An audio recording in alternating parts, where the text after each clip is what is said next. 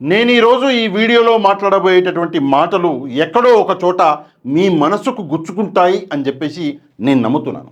అందుకే కొంచెం జాగ్రత్తగా ఎక్కడ కూడా స్కిప్ చేయకుండా ఈ వీడియోని చూడడం మాత్రమే కాదు, వీడియో కింద ఉన్నటువంటి లైక్ బటన్ని ప్రెస్ చేసి వీడియో యొక్క లింకుని మీకు తెలిసిన వాళ్ళందరికీ పంపించండి.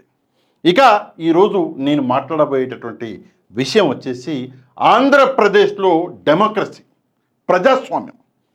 సింపుల్ విషయమే పాషా గారు, చాలామంది మాట్లాడుతున్నారు, ఇందులో కొత్త ఉంది అని చెప్పేసి మీరు అనుకోవచ్చు. లేదండి, కొత్త ఉంది. నిజాన్ని గుచ్చుకునేలా మాట్లాడితే అంతా కొత్త. ఇంగ్లీష్లో ఒక కొటేషన్ ఉందండి, నేను చదువుతున్నాను, కొంచెం జాగ్రత్తగా వినండి. Democracy never selects the best leader, democracy always select the best lawyer. ఈ యొక్క కొటేషన్ ఏదైతే ఉందో దీన్ని ఒకసారి మనం తెలుగులో మాట్లాడుకుంటే, ప్రజాస్వామ్యం అన్నది ఎప్పుడు కూడా ఒక గొప్ప నాయకుడిని ఎంచుకోదు. ప్రజాస్వామ్యం అన్నది ఎప్పుడు కూడా ఒక గొప్ప అబద్ధాల కోరునే ఎంచుకుంటుంది. గొప్పగా అబద్ధాలు చెప్పేటటువంటి వ్యక్తిని ప్రజాస్వామ్యం అనేది ఎంచుకుంటుంది. ఇక్కడ ప్రజాస్వామ్యం అంటే ప్రజలు ఎవరిని ఎంచుకుంటారు అంటే ఒక పెద్ద గొప్ప నాయకుడిని ఎంచుకోరు. పెద్దగా అబద్ధాలు చెప్పగలిగినటువంటి వ్యక్తి, పెద్దగా మోసాలు చేయగలిగినటువంటి వ్యక్తి, ఎప్పుడు ఆ వ్యక్తిని ప్రజాస్వామ్యం అన్నది ప్రజలన్నది ఎన్నుకుంటారు. ఇక్కడ కూడా ఆంధ్రప్రదేశ్లో జరిగింది అదే. ఇక్కడ నేను ప్రజలు తప్పు చేశారు అని నేను ఎక్కడ అనట్లేదండి. ఎందుకంటే ప్రజలు ఆశాజీవులు, గొప్పగా ఆశ పెట్టినవాడు వాడికే ప్రజలు ఓటు అన్నది వేస్తారు. పెద్దగా అబద్ధాలు చెప్పి ప్రజల్ని మభ్యపెట్టి ఒక పెద్ద ఆశ అన్నది చూపించగలిగారు చంద్రబాబు నాయుడు గారు. అందుకే చంద్రబాబు నాయుడు గారిని ఎంతో కొంత ప్రజలు ఆంధ్రప్రదేశ్లో నమ్మి ఓటు వేశారు. ఓటు వేసి దగ్గర 21 నెలలు పూర్తయితే ఈరోజు ప్రజల నమ్మకానికి ఏమైంది అంటే ఆ నమ్మకం అన్నది ఒమ్మైపోయింది. ఎంత ఘోరం అండి, ఎంత ఘోరం చెప్పండి. ఒక నాయకుడు 5 ఏళ్ల పాటు పరిపాలన అనేది చేశాడు. అందులో 2 సంవత్సరాలు కరోనా అన్నది పోయింది. ఆ 5 ఏళ్ల పరిపాలనలో భారతదేశం ఏనాడు కని విని ఎరగనటువంటి మంచి అన్నది చేయగలిగిండు జగన్మోహన్ రెడ్డి గారు. మొదటిసారి ముఖ్యమంత్రి అయ్యిండు. ఆయన కొడుకు వయసులో ఉన్నటువంటి వ్యక్తి. అలాంటి ఒక వ్యక్తి 5 ఏళ్లలో రాష్ట్రానికి చేయగలిగిన మంచి ఏంటి, చేసిన మంచి ఏంటి, 4వసారి ముఖ్యమంత్రి అయినటువంటి చంద్రబాబు నాయుడు గారు రాష్ట్రానికి చేసినటువంటి మంచి ఏంటి అన్నది మనము ఒకసారి బట్టలు ఇప్పేసి మాట్లాడుకోవాలి. ఇక జగన్మోహన్ రెడ్డి గారు, నేనేమి ఆయన గురించి చెప్పక్కర్లేదు, మీ అందరికీ తెలుసు. కాకపోతే ప్రజలకు అర్థమవ్వాలి కదా నిజాలు. అందుకే ఒకసారి మాట్లాడేసుకుందాం ఏంటి ఆ నిజాలు అన్నది. వైఎస్జే జగన్మోహన్ రెడ్డి గారు, సిబిఎన్ చంద్రబాబు నాయుడు గారు. ముందుగా జగన్మోహన్ రెడ్డి గారి గురించి మాట్లాడుకుందాం. 2019 నుంచి 24 మధ్యలో జగన్మోహన్ రెడ్డి గారు ఆంధ్రప్రదేశ్కి ముఖ్యమంత్రిగా పనిచేశారు. 2019లో ఆయన ముఖ్యమంత్రి అయిన తర్వాత 2020, 21 ఈ 2 సంవత్సరాలు కూడా దాదాపుగా కరోనా బారిన పడి రాష్ట్రం కాదు ప్రపంచం మొత్తం అల్లకల్లోలం అయిపోయింది. అయినా కూడా, మళ్ళీ చెప్తున్నా, అయినా కూడా ఆయన చేసినటువంటి ఏ వాగ్దానానికి ఆయన వెనకడుగు వేయలేదు. 99% ఏదైతే ఉందో, 99 పాయింట్ ఏదో ఉంది, 99% మేనిఫెస్టోలో చేసినటువంటి వాగ్దానాలని పూర్తి చేసినటువంటి ఏకైక ముఖ్యమంత్రి భారతదేశంలో ఎవడన్నా ఉన్నాడు అంటే అది జగన్మోహన్ రెడ్డి. నవరత్నాలు, విద్యా వ్యవస్థలో చంద్రబాబు నాయుడు గారు అప్పటికే 3 సార్లు ముఖ్యమంత్రి అయినటువంటి వ్యక్తి. భారతదేశంలోనే మోదీ గారి కంటే సీనియర్ అయినటువంటి వ్యక్తిని నేను అని చెప్పుకునేటటువంటి చంద్రబాబు నాయుడు గారికి కూడా రాని ఆలోచన అమ్మఒడి ఎవరికైనా వచ్చిందా అండి? అమ్మఒడి అనే ఆలోచన ఎవరికైనా వచ్చిందా? ఈ రాష్ట్రంలో పెద్ద పెద్ద నాయకులు ఉన్నారు, చాలామంది పనిచేశారు ముఖ్యమంత్రులుగా ఇతర రాష్ట్రాలలో. అక్కడ నార్త్ నుంచి సౌత్ వరకు, కాశ్మీర్ నుంచి కన్యాకుమారి వరకు ఎవరికైనా వచ్చిందా అమ్మఒడి అన్న ఆలోచన? ఈ వ్యక్తికి వచ్చింది. మొదటిసారి ముఖ్యమంత్రి అయ్యాడు. ఎందుకు వచ్చిందో తెలుసా మీకు? ప్రజలకి మంచి చేయాలి, ఈ రాష్ట్రం భవిష్యత్తు మారాలి అంటే అది కేవలం విద్య వల్ల అవుతుంది. అందుకే విద్యని నేను మార్చగలిగితే రాష్ట్రంలో ప్రజలు దేహి అని ఏదో ప్రభుత్వం వైపు చూడవలసిన అవసరం లేదు, వాళ్ళ కాళ్ళ మీద వాళ్ళే నిలబడతారు అని చెప్పేసి జగన్మోహన్ రెడ్డి గారు అమ్మఒడి, నాడు నేడు, వసతి దీవెన, విద్యా దీవెన లాంటి పథకాలని తీసుకొచ్చిండు. ఈ పథకాలలో ఏనాడైనా చంద్రబాబు నాయుడు గారికి ఇట్లాంటి మంచి ఆలోచనలు వచ్చినాయా ఒక్కసారి మీరు ఆలోచించాలి. ఇది విద్యారంగం, వైద్య రంగం ఎప్పుడూ కూడా ఏ రాష్ట్రమైనా ఏ దేశమైనా బాగుపడాలంటే విద్యా వైద్యం రెండు బాగుంటే ఆ దేశం ఆ రాష్ట్రం అన్నది ముందుకెళ్ళిపోద్ది. విద్యారంగంలో ఈ వ్యక్తి తీసుకొచ్చిన మార్పుల గురించి ఇందాక చెప్పాను కదా. వైద్య రంగంలో ఆరోగ్యశ్రీ 5 లక్షలు ఉంటే 25 లక్షలు చేసిండు.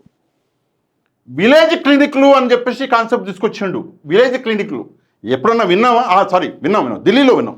ఇక్కడ అబద్ధం చెప్పాల్సింది ఏం లేదు, ఒక వ్యక్తిని పొగడాల్సి. ఢిల్లీలో వచ్చింది కాన్సెప్ట్. దాన్ని ఆంధ్రప్రదేశ్కి తీసుకొచ్చి విలేజ్ క్లినిక్ ఫ్యామిలీ డాక్టర్ అని చెప్పేసి తీసుకొచ్చిండు. కరోనా టైంలో ఒక కొడుకు తండ్రి దగ్గరికి పోని పరిస్థితి, తండ్రి చచ్చిపోతే కొడుకు శవం దగ్గరికి వెళ్ళా, కరోనా అని చెప్పేసి భయపడి ఇళ్ళల్లో చస్తుంటే అప్పుడు కూడా డాక్టర్లన్నీ ఫ్యామిలీ డాక్టర్ అని చెప్పేసి తీసుకొచ్చాడు.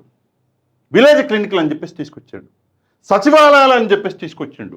పెన్షన్లు పాపం వృద్ధుల ఇంటికి తీసుకెళ్ళి ఇచ్చేటటువంటి ఆ వ్యవస్థను తీసుకొచ్చాడు.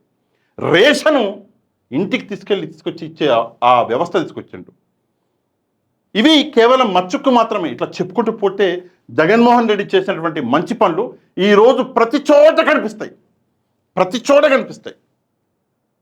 జగన్మోహన్ రెడ్డి చేయలేని పని ఒకటి ఉంది, అది నేను ఇక్కడ చెప్పుకోవాలి. ఏంటి చెప్పనా మీకు? పెద్దగా మార్కెటింగ్ చేసుకోలేకపోయాడు, ఆశ చూపించలేకపోయాడు ప్రజలకి ఆశ, ఒక నమ్మకం, ఒక కళని చూపించలేకపోయాడు. ఆ కళని ఆశని చూపించడంలో చంద్రబాబు నాయుడు గారు దిట్ట. సరే, జగన్మోహన్ రెడ్డి చేసిన ఏదో మచ్చుకు కొన్ని పనులు నేను చూపించిన, అది డీబీటీ నాన్ డీబీటీ 4,75,000 కోట్ల రూపాయలు డైరెక్ట్గా ప్రజలకే ఇచ్చిండు. అవన్నీ పక్కన పెట్టేద్దాం, ఎందుకంటే చెప్పుకుంటే పోతే నేను చెప్పినా కదా, ఈ రోజు చాలదు. నాకు ఇంత పెద్ద లిస్ట్ ఉంది, ఈ వీడియో చాలదు, మీరేమో చూడరు. చంద్రబాబు నాయుడు గారి దగ్గరికి వెళ్దాం. ఇప్పుడు ఆయన ఏం చేసిండో కూడా చూద్దాం. మొన్ననే ఒక 4-5 రోజుల కింద పవన్ కళ్యాణ్ గారు చంద్రబాబు నాయుడు గారు కలిశారండి ఒక మీటింగ్లో. దేనికంటే లోకల్ బాడీ ఎన్నికలు వస్తున్నాయి, మరి మీ పదవి ఆ పదవి ఆయనకి, ఈ పదవి ఈయనకి ఏదో మాట్లాడుకొని కలిశారు. ఆ రోజు నేను వీడియో చేసేదాని మీద 3 సార్లు ముఖ్యమంత్రిగా పనిచేశారు. అప్పటికి ఇది 4వసారి. చంద్రబాబు నాయుడు గారు ఏమన్నారు తెలుసా? ఒక్కొక్క వ్యక్తికి 50 లీటర్ల మంచినీళ్ళు, తాగే నీళ్ళు ఇస్తామని చెప్పారు. అంటే 79 సంవత్సరాల స్వతంత్ర భారతదేశంలో 4వసారి ముఖ్యమంత్రి అయినాక కూడా మీరు ఇప్పుడు కూడా ప్రజల దగ్గర తాగునీరు లేదు అని చెప్పేసి ఇంకా మీరు తాగునీరు మీదనే రాజకీయం చేస్తున్నారంటే రాష్ట్రానికి మీరు ఉడబికి చేసిందేందో అక్కడే అర్థమవుతుంది. పెద్ద పెద్ద కళలు కనిచ్చిండు, ఆశలు కోరికలు పుట్టించిండు. ప్రజలు ఆ కళలలో కొట్టబోయారు. ఏమన్నారు? నిరుద్యోగులకి 20 లక్షల ఉద్యోగాలు ఇస్తాను అన్నారు. ఏనండి 20 లక్షల ఉద్యోగాలు? తిప్పి కొడితే మీరు ఇచ్చింది 20,000 కూడా ఉండవు. నిజంగా చూస్తే ఇక లెక్కలు బొక్కలు తీసో మేము ఆల్రెడీ 7 లక్షలు ఇచ్చేసినాం, 8 లక్షలు ఇచ్చేసినాం, పోతే 20 లక్షలు మొత్తం ఇచ్చేసినాం అని కూడా చెప్తారు. కానీ నిజంగా చూస్తే ప్రభుత్వ ఉద్యోగాలు వీళ్ళు ఇచ్చిన ఏంటంటే 20-30 వేలు కూడా దాటవు. అందులో కూడా సగం ఇచ్చింది జగన్మోహన్ రెడ్డి. ఇది నిరుద్యోగులకి చంద్రబాబు నాయుడు గారు చేసిన మోసం. నిరుద్యోగులకి ఉద్యోగాలు ఇవ్వలేకపోతే 3,000 రూపాయలు నిరుద్యోగ భృతి ఇస్తాము అన్నారు. ఒక్కొక్క నిరుద్యోగికి 21-22 నెలల్లో 72,000 రూపాయలు బకాయి పడ్డటువంటి ముఖ్యమంత్రి భారతదేశంలో చంద్రబాబు నాయుడు గారు. ఇది కళలు, ప్రజలకి చేసినటువంటి మోసం, ప్రజలని మభ్యపెట్టడం అంటారు. ఇది ఒక ఎత్తు అయితే, మరొక ఎత్తు ఈరోజే విన్నా నేను. ఈరోజే నాకు చాలా కోపం వచ్చింది. ఏమంటాడు చంద్రబాబు నాయుడు గారు తెలుసా మీకు? ఉగాది కానుక రైతులకి అదేదో రైతు బంధు ఏదో వేస్తున్నా అని చెప్పేసి డబ్బులు రేపు వేస్తారు, రేపు ఎల్లుండి వేస్తారంట. అదేంటి? అది ఉగాది కానుక ఎందుకు అవుతుంది? అది మీరు ఎన్నికల్లో ఇచ్చిన హామీ కదా, అది ఉగాది కానుక ఏంది? ఉగాది కానుక అంటే ఒక్కొక్క రైతుకి ఇంకో 20,000 నేను ఎక్స్ట్రా ఇస్తున్నా అని చెప్పడం కదా. రైతు బంధు ఉగాది కానుక ఎట్లా అవుతుంది నాకు అర్థం కాదు. ఒకసారి ఆలోచించాలి. 20,000 రూపాయలు ఒక్కొక్క రైతుకి ఇస్తామని మొదటి సంవత్సరంలో బొక్క ఏమి ఇవ్వలే. రెండో సంవత్సరంలో కూడా అదేదో పిఎం కిసాన్ యోజన దాన్ని కలుపుకొని ఆ 60,000 రూపాయలు తీసేసిండు, అందులో కలిపేసుకున్నాడు. దాన్ని అయినా సరిగ్గా ఇచ్చిండా అంటే దాన్ని కూడా ముక్కలు చేసి 5,000 ఏందో అర్థం కాని పరిస్థితి. ఏంటి మోసం రైతులకి? అరే రైతుల పంటలు తుఫాను వచ్చి కొట్టకపోతే ఈయన వచ్చినప్పుడు 2 ఏళ్ల కింద అంటే 20 నెలల కింద 18 నెలల కింద వచ్చిన తుఫాన్లకే గతిలేదు ఇంతవరకు. ఇంతవరకు రైతులకి ₹1 అందలే. ఈయన వచ్చినాక రైతుల పరిస్థితి ఏంటి అంటే టమాటాలు, మామిడి, ఇక నేను చెప్పుకుంటూ పోతే అన్నీ దాదాపుగా పొగాకు కూడా మొత్తం రోడ్ల మీద వేసిపోతున్నారు రైతులు. ఏంటంటే గిట్టుబాటు ధర లేదు, ఒక ప్లానింగ్ లేదు. ప్లానింగ్ చూడాలంటే ఇక ఈ వ్యక్తిని చూడాలి, జగన్మోహన్ రెడ్డి. ఎట్లుంటుంది అంటే ప్లానింగు ముందున్నోడు ఊపిరి ఆడదు, అట్లుంటుంది ప్లానింగ్. దాన్ని పరిపాలన అంటారు. ఆ పాలన లేదు, పరి లేదు మీ దగ్గర. ఇది రైతులకి. ఇక మహిళలకైతే ₹1500 ఇస్తా అన్నాడబ్బా నెలకి. ఆ 1500 అడిగిపోయినాయో నాకు అర్థం కాని పరిస్థితి. ₹1500 ఇస్తా అన్నాడు నెలకి. మరి మహిళలు ఎందుకు అడుగుతలేరు? అరే 22 నెలలు అయింది, మాకు బకాయి పడ్డారు, ఎందుకు ఎప్పుడు ఇస్తారు అని చెప్పేసి అడగరే? నాకు అర్థం కాదు. అంటే నేనేదో మహిళలను రెచ్చగొట్టట్లేదు, ఆయన చెప్పిన ప్రామిసే అడుగుతున్నా, ప్రశ్నిస్తున్నా. నా పని ప్రశ్నించడమే కదా, నా పని నేను చేస్తే తప్పెట్టయితుంది. 1500 సరే, అదేదో గ్యాస్ పేరు పెట్టిండండి, ఏదో పేరు పెట్టిండు. పేరు పెట్టి గ్యాస్ సిలిండర్లు మూడు ఇస్తామన్నారు సంవత్సరానికి. ఒక గ్యాస్ సిలిండర్ ఏదో ఈయన వచ్చినప్పుడు ఇచ్చాడంట. అది కూడా ఎంతమందికి అందిందంటే నాకు తెలిసిన వాళ్ళలో ఎవరికి రాలే. అది ఇంతవరకు అసలు పతా లేదు. కానీ గ్యాస్ సిలిండర్లు మాత్రం ఇచ్చేస్తున్నాం. పోయిన ఏడాది 3, ఈ ఏడాది 3, మొత్తం 9 రావాలా. సరే, ఈ ఏడాది అంటే ఒకటి అనుకోండి, మొత్తం కలుపుకుంటే 4 రావాలా, 4, 5. ఎక్కడున్నాయి మరి సిలిండర్లు?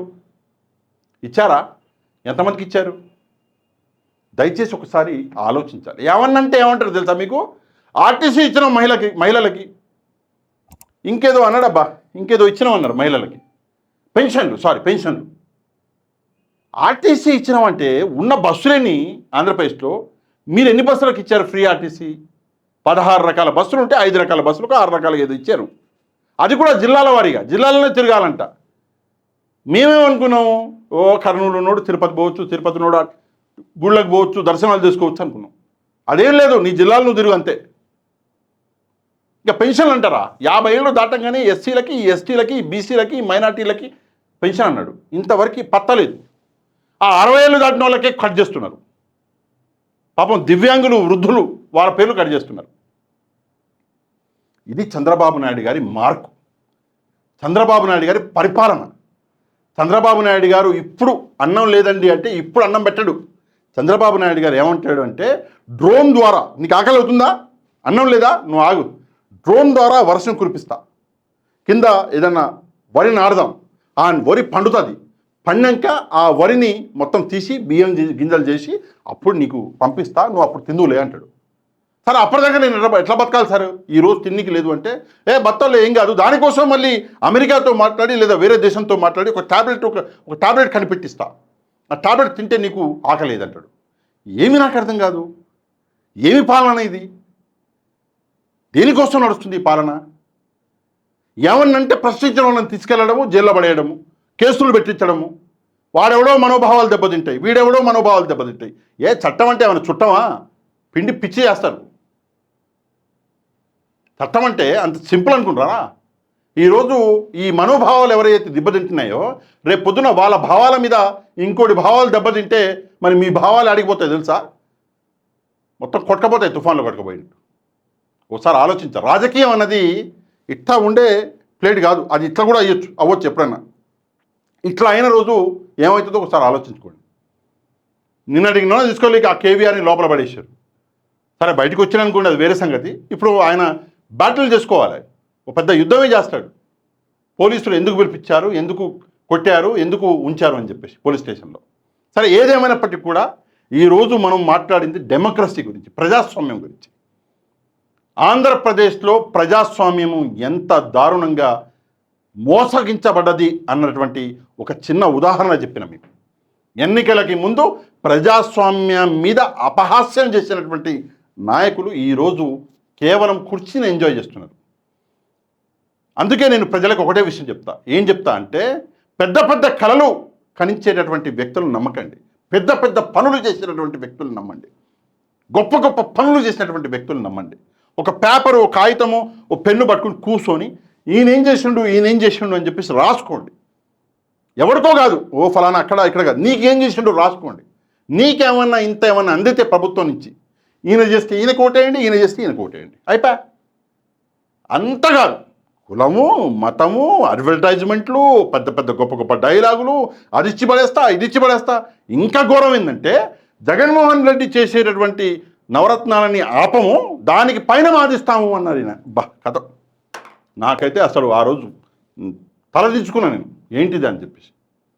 అంత గొప్ప, అంత పెద్ద అబద్ధం చెప్పి ఇందాక చెప్పే కదా ఇంగ్లీష్లో, democracy will never select the leader, democracy will select the best lawyer. గొప్పగా అబద్ధాలు చెప్పే అబద్ధాల కోరునే ప్రజాస్వామ్యం నమ్ముతుంది. అదే జరిగింది ఆంధ్రప్రదేశ్లో. సరే ఓటు వేసేసారు 5 ఏళ్ళ దాకా, ఇప్పుడు ఏం చేయాలి? అన్నీ మూసుకొని కూర్చోవాలా? కనీసం నెక్స్ట్ టైం అయినా ఒకసారి ఆలోచిస్తారని చెప్పేసి నేను నమ్ముతున్నా. సరే, ప్రజాస్వామ్యం గురించి, ప్రజల గురించి నేను మాట్లాడిన ఈ మాటల గురించి మీరేమనుకుంటున్నారో ఒక కమెంట్ చేయడం మాత్రమే కాదు, వీడియోని ఒక లైక్ చేసి మన ఛానల్ని సబ్స్క్రైబ్ చేసుకొని వాళ్ళు ఛానల్ని కూడా సబ్స్క్రైబ్ చేసుకోండి. నెక్స్ట్ వీడియోలో మళ్ళీ కలుద్దాం. అంతవరకు థ్యాంక్ యూ వెరీ మచ్.